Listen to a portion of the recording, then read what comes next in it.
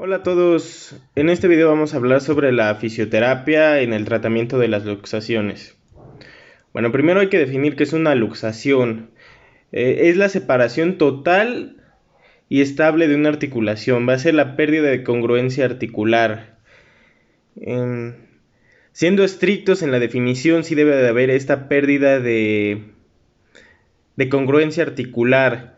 En algunos libros se encontrará también la definición como una pérdida total o parcial, pero como tal la luxación sí es una pérdida total de la congruencia. También por ahí la osteopatía y la quiropráctica hablan de subluxaciones, pero eso es otro tema muy aparte. La luxación se van a separar por completo las superficies articulares, no va a estar la anatomía como debe ser. Hay dos tipos, la traumática y la congénita. Como tal, es más frecuente nosotros que tratemos la traumática. Y esta se va a deber a una fuerza externa que se aplica sobre una articulación y va a desplazar estas superficies articulares. Esta fuerza vence la resistencia de la articulación, de sus medios de unión, va a desgarrar estos medios de unión articulares y con ello también va a dañar todos los tejidos blandos, que puede ser la piel, va a dañar vasos sanguíneos y nervios de esa articulación que se ve afectada.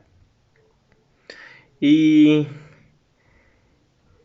por qué se dice que es estable?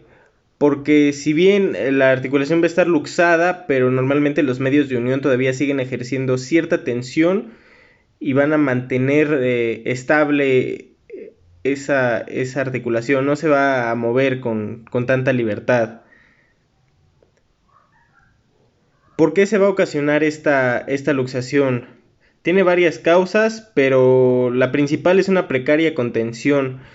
Uh, la articulación no tiene ya de por sí una coaptación muy buena, como podría ser el caso del hombro, ¿no? Es una articulación con gran rango de movimiento, pero bastante inestable, que es muy factible con alguna fuerza externa que se luxe. La siguiente es la laxitud capsuloligamentosa. Todos los medios de unión de una articulación son bastante laxos y permiten ese desplazamiento. La potencia muscular. Puede que un paciente no tenga suficiente fuerza en sus músculos y que sirvan como estabilizadores adecuadamente, pero también se puede dar el caso en el que la musculatura ejerza tanta fuerza que luxe esa articulación. Y la siguiente es una violencia o un traumatismo sobre esa articulación.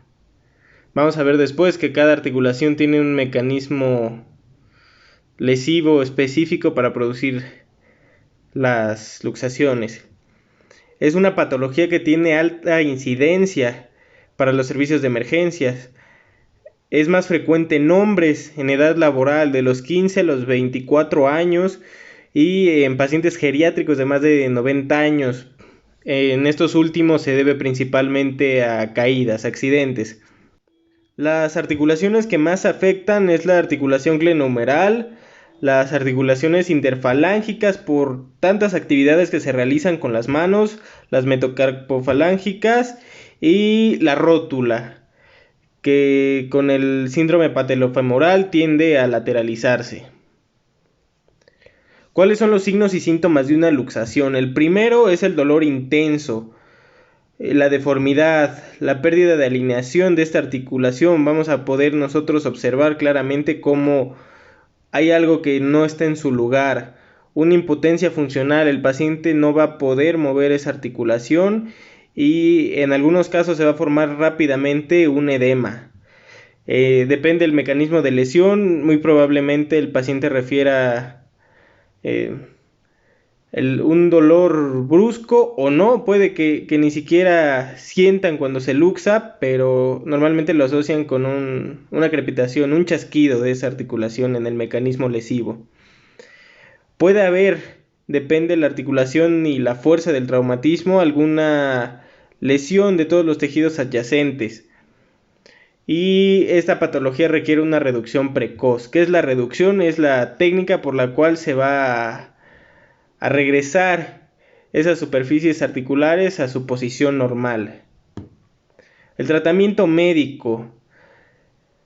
Como ya mencionamos, la reducción son estas maniobras en las cuales se van a regresar las estructuras a su posición normal.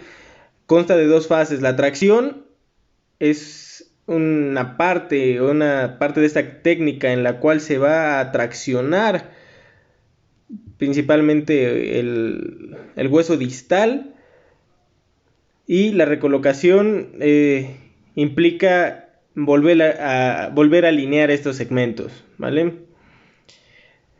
Después de la reducción se recomienda una inmovilización.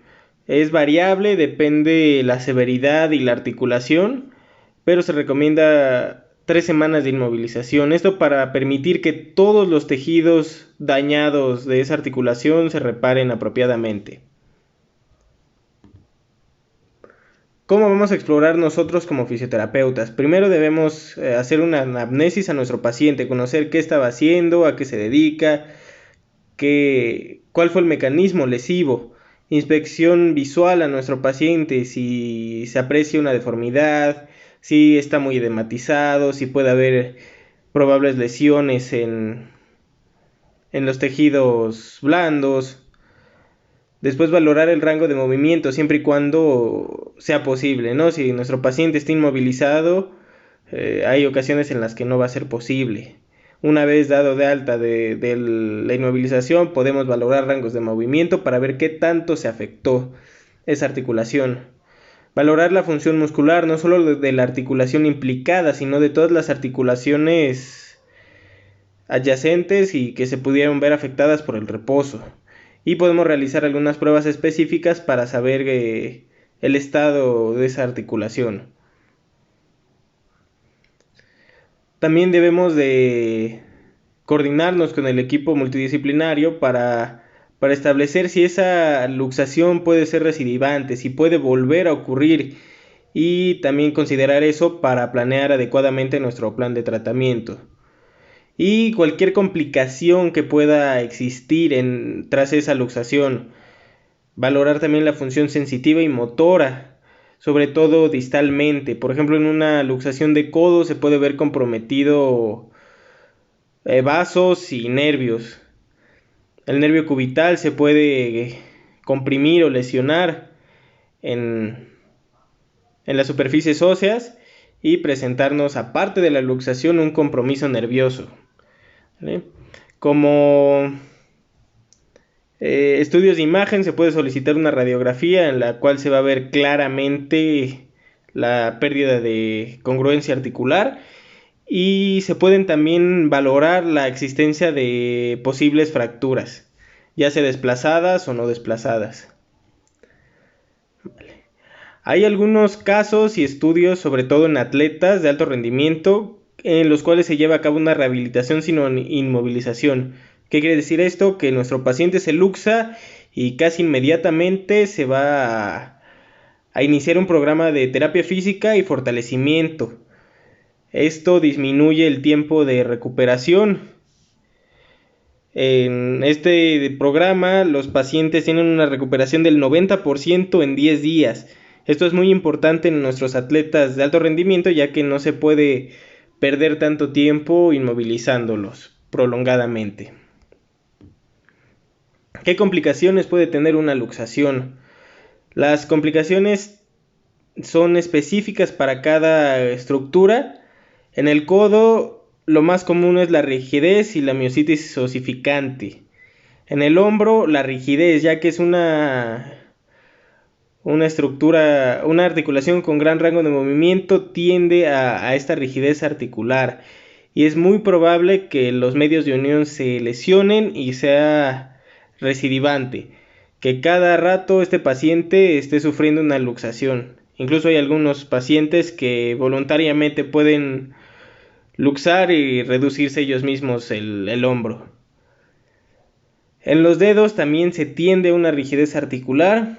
En la cadera se puede presentar ya una complicación más seria, que sería la necrosis avascular de la cabeza femoral. Y en la columna obviamente puede haber una compresión o lesión medular con sus correspondientes complicaciones. Después de una luxación, nuestro paciente va a seguir con dolor, con esa limitación de los rangos de movimiento. Se puede desarrollar una artrosis. El paciente va a referir una inestabilidad, no se va a sentir a gusto realizando sus actividades. Va a referir que siente que se le vuelve a luxar, que no le responde esa articulación, que no aguanta cargas. También se pueden presentar, como ya había mencionado, lesiones vasculares o nerviosas. Y sobre todo si fue muy fuerte el traumatismo y hubo una lesión abierta, puede haber una infección de la cápsula articular. ¿Qué vamos a hacer nosotros como fisioterapeutas? Tenemos varios objetivos. El primero es disminuir el dolor y la inflamación, tanto en una etapa aguda, subaguda y crónica. Para esto podemos utilizar crioterapia y cualquier técnica de electroterapia para producir analgesia y un efecto antiinflamatorio. También debemos aumentar el recorrido articular, sobre todo ya en una fase más subaguda y crónica, pero también en nuestra fase aguda hay que evitar la pérdida de rango de movimiento en las demás articulaciones si es que se inmovilizó al paciente. Para eso podemos realizar técnicas manuales, movilización activa, pasiva, forzar esos rangos de movimiento siempre y cuando esté indicado y buscando no luxar nuevamente esa articulación. Y también podemos utilizar técnicas miofaciales, masaje para liberar cualquier adherencia que se pudo haber formado en la inmovilización o secundario a la inflamación de esa articulación. También debemos favorecer la regeneración tisular, de la recuperación de todos estos medios de unión y tejidos adyacentes a esa articulación que se vieron dañados. Podemos utilizar terapias manuales también, masajes, movilización, compresa, láser, ultrasonido, magnetoterapia, cualquier medio que nos estimule la recuperación de tejidos.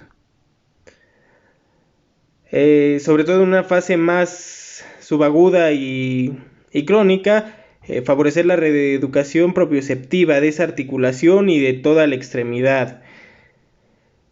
Si existió alguna afectación nerviosa, una desensibilización neural, reeducación, podemos utilizar técnicas de neurodinamia, técnicas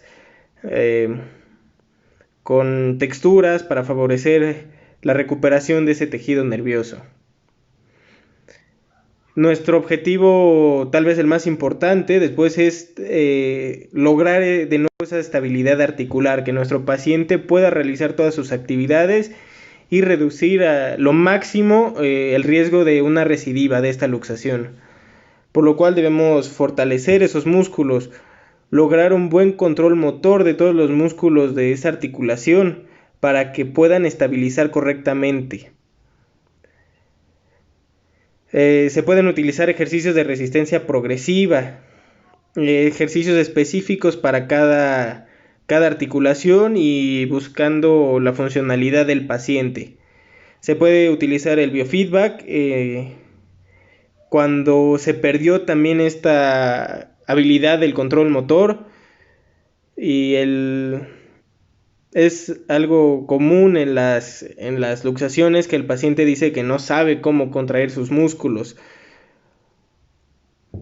y más si estuvo inmovilizado. Se puede realizar un vendaje funcional o neuromuscular, tanto para la inflamación, una técnica de drenaje linfático, o para estabilidad. También la electroestimulación puede ayudarnos un poco con el control motor. ¿Qué evidencias hay del tratamiento en terapia física?